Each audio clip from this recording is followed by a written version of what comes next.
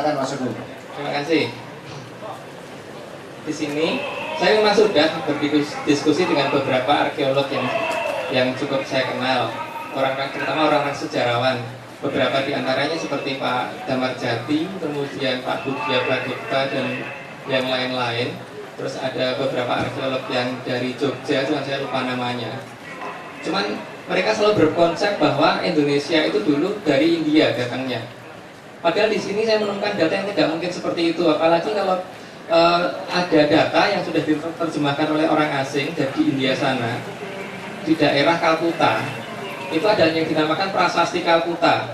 Di Prasasti Kalkuta ini jelas banget tertulis bahwa Prabu Erlangga pernah datang ke sana ngajarin orang sana. Jadi Hindu bukan dari India, dari kita. Mereka konsep mereka hanya mempelajari tulang belulang orang yang sudah umurnya ribuan tahun yang sudah menjadi fosil itu, mereka urut asalnya dari mana sampai ke Indonesia. Tapi mereka lupa bahwa ada tradisi di negara kita, kalau tidak bisa moksa ya diperabukan. Kalau orang sudah diperabukan, kita nyari fosilnya bagaimana? Kan tidak bisa. Maka bisa dilihat di zaman kerajaan Kahuripan ke atas tidak ada bekas pemakamannya. Di sini kan sudah jelas bahwa sebetulnya kita tidak dari India. Apalagi kalau pernah mencoba naik gunung, rata-rata di banyak pegunungan di Indonesia seperti di Gunung Salak saja itu ada beberapa situs kerajaan kuno.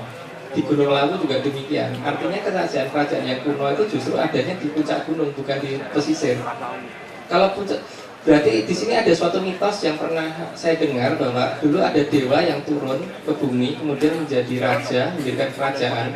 Kalau dewa itu datangnya dari ketinggian, maka yang terdekat dengan ketinggian meletak pertama kali kerajaan. Jadi kan demikian. Kalau mitos ini dinyatakan salah, kenapa situs-situs keraton kuno justru mendekati puncak-puncak gunung? Di sini sebenarnya ini sudah bisa membantah cerita bahwa kita dari pesisir menuju ke pedalaman, justru dari pedalaman menuju ke pesisir. Dan nanti kalau kita bandingkan Hindunya orang India dengan Hindunya orang Bali, beda banget. Tidak ada kesamaan. Candi kita dengan candinya orang India juga beda.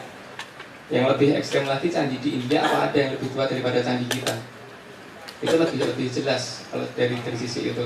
Tapi nggak tahu, mereka ngotot bahwa ini dari India. Arkeolog kita ngomong selalu ini dari India.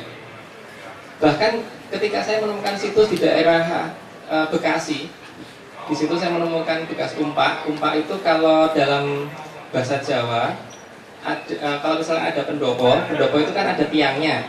Itu namanya soko guru. Di bawah tiang itu ada batu tempat naruh si tiang tadi.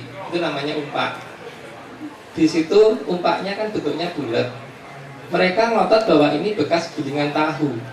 Gimana mungkin saya bisa bicara kalau misalkan mereka tetap ngotot bahwa ini gilingan tahu, bukan ini umpak? Nah, susah sekali, Pak. Jadi satu-satunya mungkin kita semua ini yang harusnya bisa membuka atau mungkin ngomong ke Dignas atau gimana supaya sejarah kita dirubah. Sejarah kita memang harus dirubah, dan kalau bisa malah sejarah dunia harus dirubah. Ini demi generasi di bawah kita supaya mereka punya nasionalisme lagi gitu. Jangan seperti saat ini. Kayaknya kalau ngaku jadi orang Indonesia itu kayak jadi bangsa yang malu-maluin, yang hanya bisa ekspor pembantu.